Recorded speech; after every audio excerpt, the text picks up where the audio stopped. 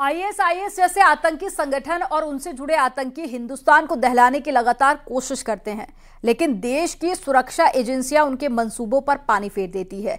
UP ATS ने एक ऐसी ही आतंकी प्लानिंग को बेनकाब किया है। वो आतंकी साजिश जिसमें एक हिंदूवादी नेता और संत को मारने की तैयारी की जा रही थी। इसकी पूरी रिपोर्ट आपको दिखाते हैं।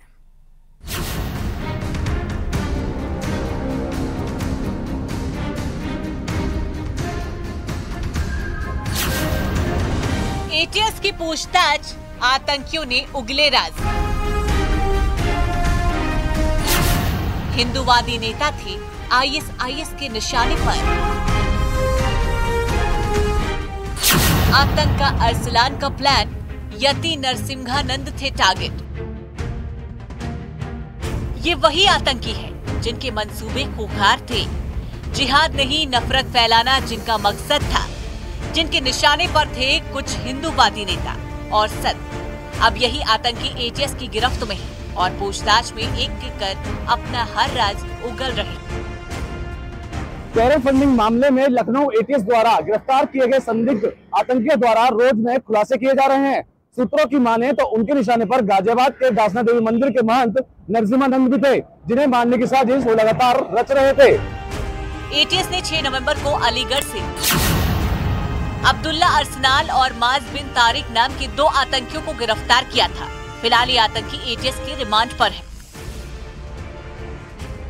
रिमांड के दौरान एटीएस इन आतंकियों से राज उगलवा रही है, जैसे कि इन आतंकियों को फंडिंग कौन करता था, इनके मॉड्यूल में और कितने आतंकी शामिल हैं, इन आतंकियों के टारगेट पर कौन कौन से शहर, कौन कौन से नेताओं और संतों को इन्होंने टारगेट कर रखा था। ऐसे तमाम सवालों के जवाब अब एटीएस खंगाल रही है। पकड़े गए संदिग्ध आतंकी अब्दुल्ला मसनान एवं माज बिन तारिक ने पुलिस पूछताछ में ये बताया कि उनके निशाने पर दासना देवी के महंत नरसिम्हानंद थे, क्योंकि उनके द्वारा हमेशा मुसलमानों को लेकर इस तरह की टिप्पणी की जाती थी और भाषण दिए जाते थे। इनके कब्जे से पुलिस ने अलीगढ़ से एक तमंचा, एक पिस्टल और 5 कारतूस भी बरामद किए हैं। एटीएस की पूछताछ में इन आतंकियों ने सबसे सनसनीखेज खुलासा ये किया है कि अरसलान और माज बिन तारिक स्वामी यति नरसिम्हानंद को मारने की साजिश रच रहे थे। आतंकियों ने इसके लिए अलीगढ़ से एक पिस्टल और 5 कारतूस मंगवाए थे। सूत्रों के मुताबिक ये आतंकी स्वामी यति नरसिम्हानंद पर नजर रखे हुए थे, यानी एक संत को मारकर समाज में जहर घोलने की तैयारी थी। लेकिन एटीएस ने इन आतंकियों के मंसूबों पर पानी फेर दिया कि मेरी हत्या तो इस्लाम के जिहादी करेंगे, ये तो मैं जानता ही हूँ, सभी लोग जानते हैं, इसमें कोई नई बात नहीं है। दुनिया में जो भी आदमी मोहम्मद और कुरान पे विश्वास करता है वो सभी मेरी हत्या करना चाहते हैं। इसमें कोई नई बात तो है नहीं। लगातार वो आते रहे, मंदिर तक भी पहुंचे, देखी भी करते रहते हैं, तो वो मेरी हत्या करना चाहते हैं, वो मेरी हत्या करेंगे, ये तो तय है। वजह क्या है कि आप हिंदुत्व को बढ़ावा देते हैं? या हिंदुत्व की नहीं है, मैंने इस्लाम के जिहाद की जो सच्चाई है, मैंने बहुत मेहनत से कुरान को पढ़ा, हदीसों को पढ़ा, इस्लाम के इतिहास को पढ़ा और इस्लाम को मैंने उनकी मस्जिद और मदरसों से सीखा। ठीक है, उसके बाद मैंने मोहम्मद की सच्चाई, कुरान की सच्चाई, इस्लाम की सच्चाई पूरी दुनिया को चिल्ला चिल्ला कर बताई। तो इस सच्चाई को झेल न पाने की वजह से वो मुझे मारना चाहते। एटीएस अब इन आतंकियों के आगे के प्लान और दूसरे आतंकियों के बारे में जानकारी खंगाल रही है।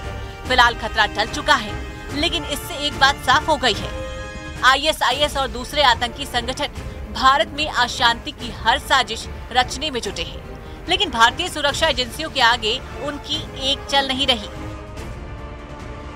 ठीक उसी तरह ये आतंकी भी पकड़े गए, जैसे महज कुछ वक्त पहले ही दिल्ली पुलिस ने एक बड़े आतंकी मॉड्यूल को ध्वस्त किया था।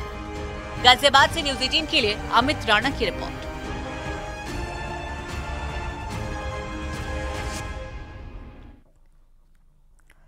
गाजियाबाद के इंदिरापुरम थाना क्षेत्र में नीति खंड इलाके की एक समिति के बाहर कुत्ते के ऊपर गाड़ी चढ़ाने का सीसीटीवी फुटेज सामने आया। कार चालक ने लापरवाही से गाड़ी चलाते हुए कुत्ते पर कार चढ़ा दी और घटना का सीसीटीवी सामने आया है। कुत्ते के मालिक ने मामले की शिकायत पुलिस से की है और पुलिस पूरे मामले को लेकर जांच कर रही है। तो ये सीसीटीवी फुटेज आपको दिखा रहे हैं। देखिए, जो कुत्ता वहां पर सड़क पर मौजूद था और इसी दौरान एक कार वहां से गुजरती है और उस कुत्ते को रौंदती हुई आगे बढ़ती है। हालांकि कार रुक जाती है, लेकिन कुत्ता का जो मालिक था वो उसके साथ में मौजूद था और अब इस पूरे मामले को लेकर पुलिस जांच कर रही है।